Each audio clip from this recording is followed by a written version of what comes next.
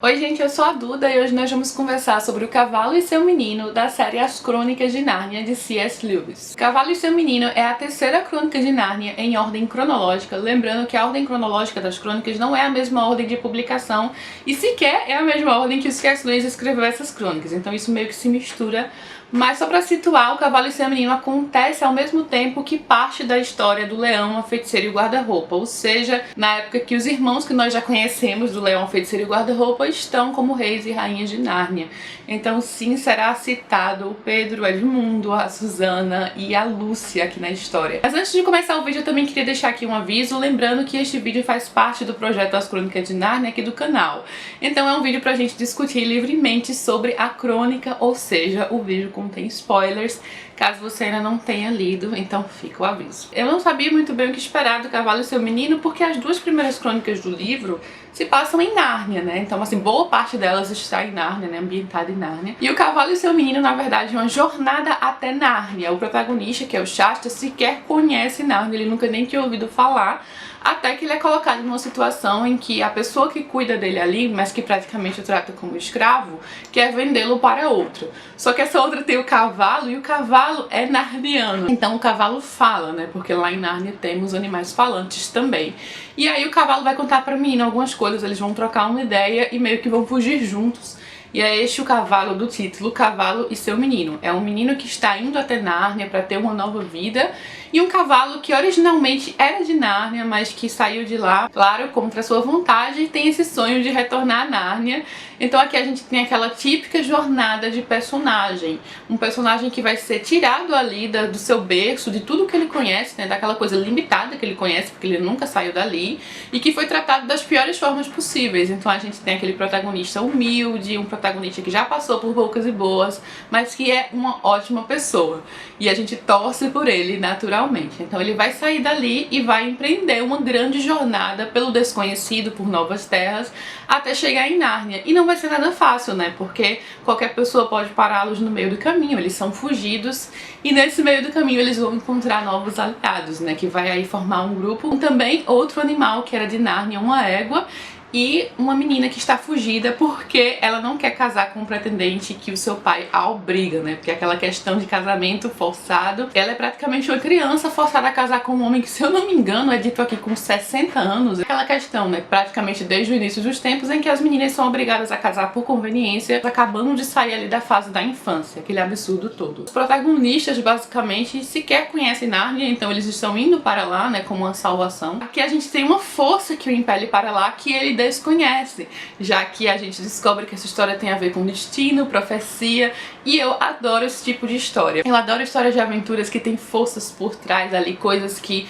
impelem os protagonistas para cumprir o seu destino. Mas então, durante esse caminho, o C.S. Lewis vai fazer o que ele sabe melhor, né? Ele vai colocar ali várias lições, então os personagens vão amadurecer pelo caminho, passar por muitas provações e crescer com isso, não apenas em relação ao Shasta, mas a Aravis e também os cavalos, né? Os animais. O Bri, o cavalo narniano, é um personagem bem interessante aqui, né? Porque ele é aquele cavalo cheio de orgulho, que quer provar a si mesmo o seu valor, por tudo que ele já passou, por ser um narniano, por conseguir falar. Durante o caminho, algumas coisas vão ser um golpe aí na sua autoestima, e eu acho que essa parte, até na lição ali mais próxima ao final, quando a conversa do Aslan com o Bri é bem interessante, né? Porque são algumas lições aqui colocadas aí no meio da história, de humildade, de saber que você pode sim deslizar e fazer coisas que não se orgulha, mas que isso não vai resumir quem você é ou definir quem você é. Então assim, ao longo de todas as páginas, basicamente desde o início, a gente já vê algumas lições aí no meio. Aqui a gente tem reinos, a gente tem tiranos, a gente tem o Tisroc, que tá em Tashbaan, acho que são esses os nomes dos locais, e aquelas pessoas que comandam, né, comandam pelo medo também. Então tem é Tisroc, eu digo Tisroc ou Tisroc, não sei, que viva para sempre, né, que ele sempre tem que repetir uma frase depois, que é aquela questão meio que de lavagem cerebral. E os seres de Nárnia nem cogitam fazer isso, porque os seres de Nárnia são completamente livres, então eles são livres para viver, livres de pensamento, e não tem essa questão tirana por trás. Até naquela visão que a gente tem de Tashbaan, daquela cidade, né, que eles param passaram antes de empreender a jornada final para Nárnia, tem muita gente com fome, muita gente pelas ruas assim decrépitas, descalços, toda aquela miséria envolvida, enquanto o Palácio Suntuoso está ali no alto com os ricos governando e vivendo muito bem. Eu gostei muito da Aravis ser inserida aqui na história porque dá uma dinâmica maior a esse caminho, a fato também de ter um amigo ali, né, uma pessoa que você possa contar, mas especialmente por ela ser mulher, por não ficar ali o foco unicamente no masculino, que é algo que o C.S. Lewis sabia dosar bem, né, afinal de contas temos 2 irmãos e 2 irmãs, e a Aravis aqui é aquela menina super corajosa, que quer mais, que almeja por mais, ela não quer casar por conveniência, como era super natural ali naquele tempo, e ela descobre que em Nárnia as pessoas não são obrigadas a casar se não quiserem, né, que as mulheres podem ser livres para escolher casar ou não, e escolher casar com quem quiser. É interessante ter essa personagem feminina forte, sempre interessante personagens femininas fortes nas histórias, especialmente que na época, né, já que aqui foi escrito ali ainda na década de 40, 50, estávamos no caminho para acontecer uma transição, né, em relação a como as coisas são hoje. Eu acho muito importante esse tipo de personagem feminina e de representação feminina nas histórias, e o C.S. Lewis fazia isso, né? A Lúcia é encantadora, ela já era minha personagem favorita de O Leão, a Feiticeira e o Guarda-Roupa, e por mais que ela seja mencionada rapidamente aqui, ela continua sendo a minha favorita, né? Que ela tá ali na batalha. São boas representações femininas também na história, a Susana, a Lúcia, a Aravis, e não vamos esquecer da Polly lá também, né? Na primeira história, que é o sobrinho do mago. Então, o C.S. Lewis sempre soube dosar isso, né? Esses dois lados e representar bem ambos os lados, né? Mostrar também que às vezes as pessoas vão cometer algumas burradas, vão fazer coisas que não devem, mas que isso não precisa defini-las como pessoas, que elas podem se arrepender. Eu acho isso incrível em livros voltados para crianças. Nárnia pra mim é pra todas as idades, né? Mas é um livro sim, uma série infantil e com muitos valores, muita moral aí na história, muitas lições colocadas naturalmente, sem forçar, sabe?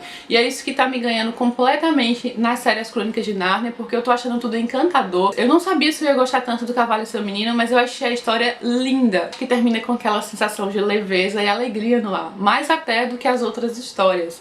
Eu já esperava, claro, que o Shasha tivesse algo a ver ali com Nárnia, quando o irmão dele apareceu muito igual a ele, né, aquela questão deles serem idênticos, ficou óbvio que eles na verdade eram irmãos, e a gente também descobre aí a presença de Aslan ao longo de toda a vida do Shasha, do Cor. Eu chamo de Cor, né, Cor e Corin. O fato dele estar sempre ali ajudando, mesmo sem ele entender essa presença e depois ser tudo tão explicado. O Aslan é sempre uma força na história, quando ele aparece é bem legal, e quando ele aparece aqui nessa história, né, pra explicar o final, as coisas, quando ele aparece, por exemplo, pra Aubry também, é muito engraçado. Tem uma leveza cômica na história, que eu adoro também, em relação até com o que acontece com o vilão, né, ao final, como ele é ridicularizado. Como é muito mais forte sair por cima, né, não se rebaixar ao mesmo nível.